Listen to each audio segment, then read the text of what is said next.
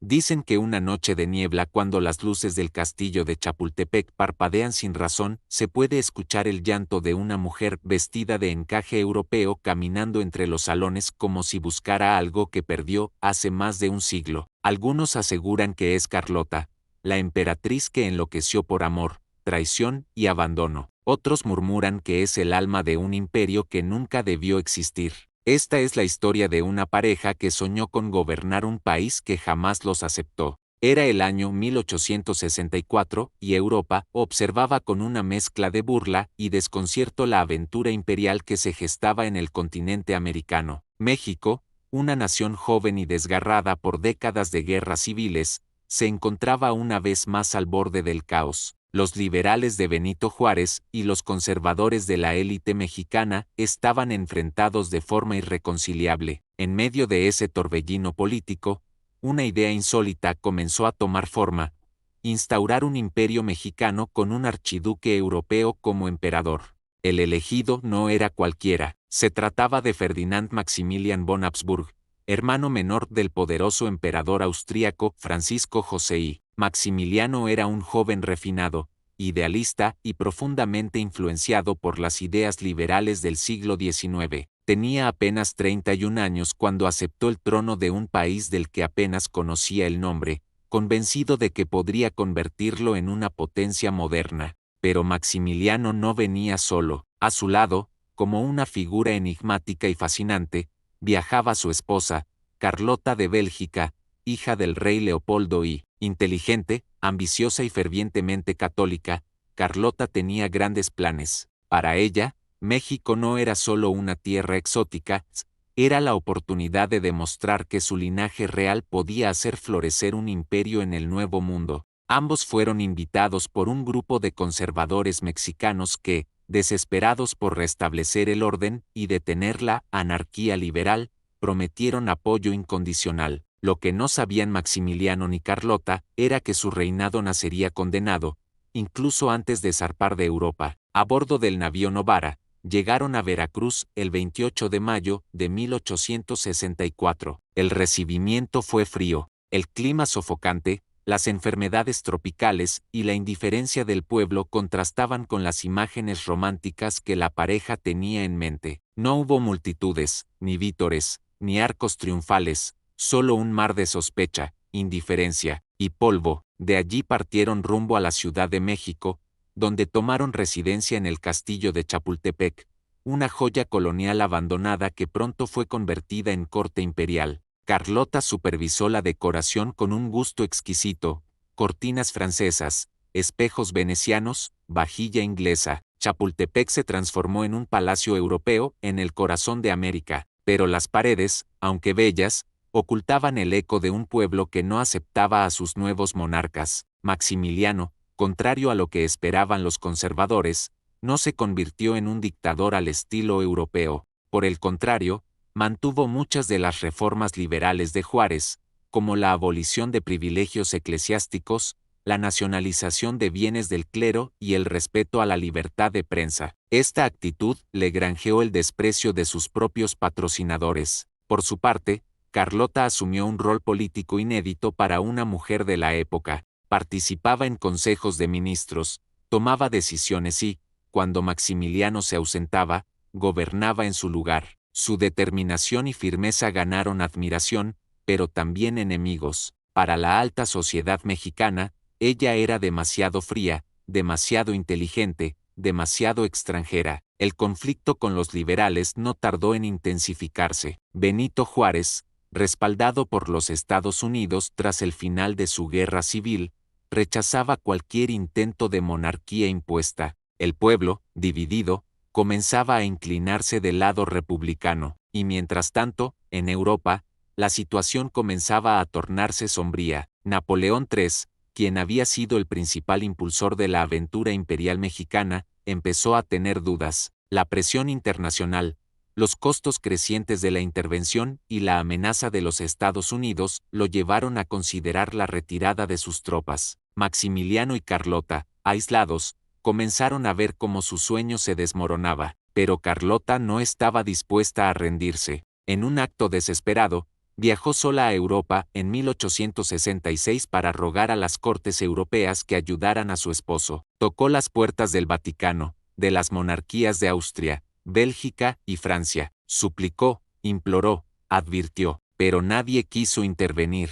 Los emperadores, reyes y papas la escucharon con cortesía, y la despidieron con indiferencia. Fue en Roma, mientras hablaba con el Papa Pío IX, que Carlota se quebró. Algo en su mente se rompió de forma definitiva. Se dice que comenzó a tener alucinaciones, que temía ser envenenada, que hablaba sola, que escribía cartas incoherentes. Desde entonces, Carlota nunca volvió a ver a Maximiliano. Mientras ella deambulaba entre palacios europeos, cada vez más encerrada en su locura, Maximiliano seguía en México, resistiendo con cada vez menos recursos. Los franceses comenzaron su retirada. Los conservadores, decepcionados por sus políticas liberales, dejaron de apoyarlo. Solo un puñado de fieles leales seguía a su lado. Maximiliano pudo haber huido, tuvo la oportunidad de abandonar el país y salvar su vida, pero decidió quedarse, tal vez por orgullo,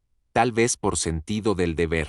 Quizá pensó que aún podía salvar algo del sueño que compartió con Carlota. En 1867, las tropas republicanas cercaron la ciudad de Querétaro, donde el emperador se había refugiado. Tras semanas de resistencia, fue capturado junto con sus generales Miguel Miramón y Tomás Mejía. Juárez no vaciló, el imperio debía morir. El 19 de junio de 1867, a las 6:40 de la mañana, en el Cerro de las Campanas, Maximiliano fue fusilado. Sus últimas palabras fueron: «Mexicanos, muero por una causa justa». Luego colocó una moneda de oro en la mano de cada soldado del pelotón y dijo: «Disparen aquí, justo al corazón». Ellos obedecieron. Carlota jamás recibió la noticia de forma consciente. Para cuando llegó la confirmación oficial de la muerte de Maximiliano, su mente ya vivía en otro mundo. Fue internada en el castillo de Bouchout, en Bélgica, donde permaneció más de 60 años, viviendo una existencia sombría, casi fantasmal, escribiendo cartas a su esposo como si aún estuviera vivo, y caminando por los jardines como un alma en pena. Hoy, cuando se visita el castillo de Chapultepec, hay rincones que conservan el eco de ese imperio imposible. Las escaleras de mármol, los retratos en los muros, los muebles traídos desde Europa. Todo habla de una historia breve, intensa y trágica. Pero quizás lo más inquietante no está en los objetos ni en los documentos, sino en las leyendas. Los trabajadores del castillo aseguran que en ciertas noches, cuando el viento sopla desde el bosque y la luna se oculta tras las nubes, se puede ver el reflejo de una mujer pálida vestida con encajes antiguos mirando por los balcones del alcázar. Dicen que es Carlota, y que todavía espera a Maximiliano. Dicen que por las noches, el viento en Chapultepec no sopla, susurra, que susurra nombres, fechas, gritos lejanos, promesas rotas. Dicen que las paredes del castillo, si uno guarda silencio, todavía respiran el perfume de Carlota y los pasos firmes de Maximiliano. Pero no hay respuesta. El tiempo ha seguido su curso, indiferente. México cambió, luchó, resistió, y aquellos dos forasteros que alguna vez soñaron con traer orden y belleza a esta tierra, quedaron como leyenda. Quizás esa es su verdadera eternidad, no en los libros, no en los mausoleos, sino en la memoria inquieta de un país que no olvida, y que a veces, en el murmullo de una tarde de lluvia, vuelve a escuchar el eco de un imperio que nació condenado. Cuando Maximiliano fue capturado en Querétaro, el destino del Segundo Imperio Mexicano quedó sellado. No había margen de negociación. Benito Juárez, firme en su decisión de que ninguna corona europea volvería a amenazar la soberanía del país, ordenó el juicio del emperador. A diferencia de lo que muchos esperaban, no fue un proceso secreto ni una ejecución inmediata. Fue un juicio formal, público y documentado, con un veredicto ya anticipado por el curso de los acontecimientos. Mientras tanto, en Europa, las noticias llegaban con retardo y dramatismo. Carlota, aislada en un palacio belga, continuaba en su espiral de delirio. Algunos diplomáticos intentaron esconderle la verdad. Otros, incluso, imaginaron que al recobrar la cordura, podría reclamar derechos sobre la monarquía mexicana o sobre la herencia de los Habsburgo, pero todo era ya una fantasía. El imperio mexicano había terminado, y Carlota, en su mundo de sombras, lo revivía a su manera, cada día, como si aún estuviera gobernando desde los balcones de Chapultepec. La mañana del 19 de junio de 186, las 7 de la mañana, amaneció tensa en Querétaro. En el Cerro de las Campanas, las tropas republicanas formaron el pelotón de fusilamiento. Maximiliano llegó vestido con un traje oscuro, guantes blancos y el porte digno de quien se sabía derrotado pero no humillado. A su lado, los generales Miramón y Mejía, fieles hasta el final. La escena fue sobrecogedora. Maximiliano, con serenidad, se dirigió al pelotón. Mexicanos, muero por una causa justa, perdono a todos, y pido a todos que me perdonen, que mi sangre sea la última que se derrame. Luego entregó una moneda de oro a cada soldado como símbolo de gratitud y les pidió que apuntaran al corazón. Se colocó la mano sobre el pecho, como guía. A las 6:40, alto.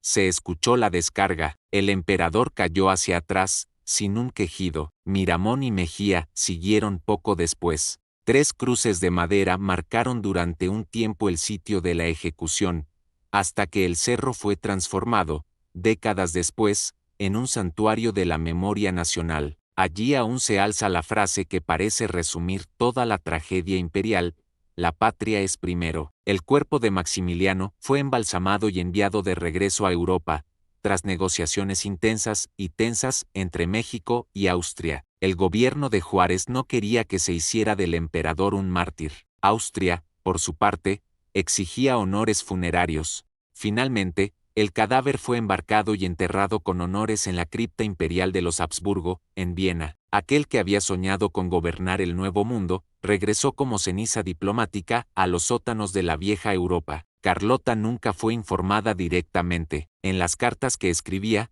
hablaba de su esposo como si aún reinara. Su padre, el rey Leopoldo I, la trató como un secreto de Estado. Se le negó contacto con la prensa, con la corte y, en general, con el mundo. Fue recluida en el castillo de Bouchout, en Bélgica, donde vivió hasta su muerte en 1927, es decir, 60 años después del fusilamiento de Maximiliano. Nunca se volvió a casar, ni volvió a México. Su cabello, que en su juventud fue negro azabache, se volvió blanco antes de los 30. En los retratos de sus últimos años, se la ve con una expresión perdida, con una mirada que no enfoca el presente. Mientras tanto, México celebraba la victoria. Benito Juárez restableció la República y se convirtió en símbolo de resistencia ante la intervención extranjera. Pero el país no saldría indemne. La guerra había dejado cicatrices profundas, y la figura de Maximiliano comenzó a dividir opiniones.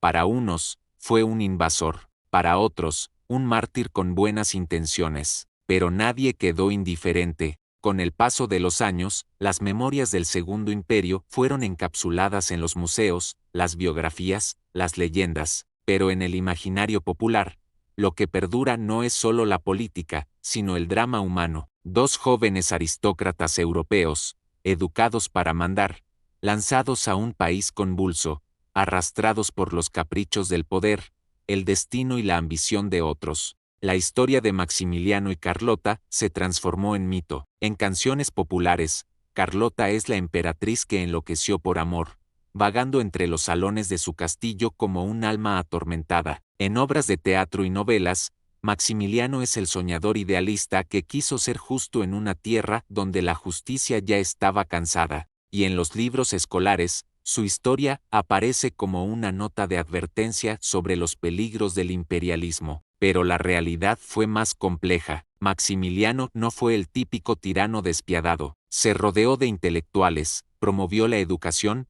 abolió castigos corporales, prohibió el trabajo infantil, intentó reducir la desigualdad entre indígenas y criollos. Pero también cometió errores políticos fatales: aceptar el trono por invitación de una minoría conservadora, depender de tropas extranjeras, subestimar la legitimidad de Juárez. Carlota, por su parte, fue mucho más que una figura decorativa. Desde los primeros días del imperio, asumió funciones de Estado, promovió reformas, defendió los intereses de México en Europa con una energía que pocas mujeres de su tiempo se habrían atrevido a mostrar. Pero la soledad, la presión política, y quizás una predisposición genética, la llevaron al colapso mental, y su locura se volvió símbolo, tragedia, castigo y mito. Muchos historiadores se han preguntado, ¿y si Maximiliano no hubiera aceptado el trono? ¿Y si Carlota hubiera convencido a Europa de intervenir de nuevo? ¿Y si Juárez hubiera perdonado al emperador? Pero la historia no se escribe con y si, se escribe con hechos, y con fantasmas. Hoy, en las calles de la Ciudad de México, hay una avenida que lleva el nombre de Maximiliano. En Chapultepec, aún se conservan las habitaciones imperiales, los espejos, las alfombras, los muebles de época, pero todo está cubierto por una capa invisible de melancolía, como si el tiempo no quisiera dejar que el recuerdo se marchite del todo. Algunos guías turísticos, en voz baja, cuentan a los visitantes que Carlota aparece por las noches, que el viento trae su perfume antiguo, que se escuchan pasos cuando no hay nadie, que una vez, un guardia vio la silueta de una mujer parada junto al piano de la emperatriz, y que, al acercarse, desapareció. Leyenda o no, lo cierto es que Maximiliano y Carlota dejaron algo más que decretos, muebles lujosos y tratados diplomáticos. Dejaron una historia de amor envenenado por el poder, de sueños rotos por la ambición, de ideales aplastados por la realidad. Y en ese contraste, entre la luz del castillo y la sombra del cerro, entre los besos de juventud y los disparos de Querétaro, se esconde uno de los episodios más trágicos, bellos y aterradores de la historia de México, porque al final, lo que más aterra de esta historia no es el fracaso del imperio, ni la locura de Carlota, ni siquiera la muerte de Maximiliano. Lo que más estremece es saber que todo fue real. La historia de Maximiliano y Carlota no es solo un capítulo del pasado, es un espejo que nos muestra cómo las decisiones humanas, incluso las tomadas con las mejores intenciones, pueden desatar tormentas imposibles de detener. Ellos no fueron monstruos, ni santos, fueron personas atrapadas en una época convulsa, en una tierra que no entendían del todo, empujados por los hilos invisibles del poder, del orgullo y del destino. Maximiliano creyó que podía reinar con justicia en un país herido por las guerras internas. Carlota creyó que podía salvar ese sueño, incluso cuando todo se desmoronaba. Pero el amor no fue suficiente, la inteligencia no fue suficiente, ni la nobleza de espíritu bastó para vencer a la historia. Chapultepec quedó como símbolo de su ilusión, el Cerro de las Campanas, como testigo de su final, y el castillo en Bélgica, como la prisión de una mente rota por la verdad. Su tragedia nos recuerda que los imperios no solo caen por las balas o por la política, sino también por las pasiones humanas que nadie puede controlar.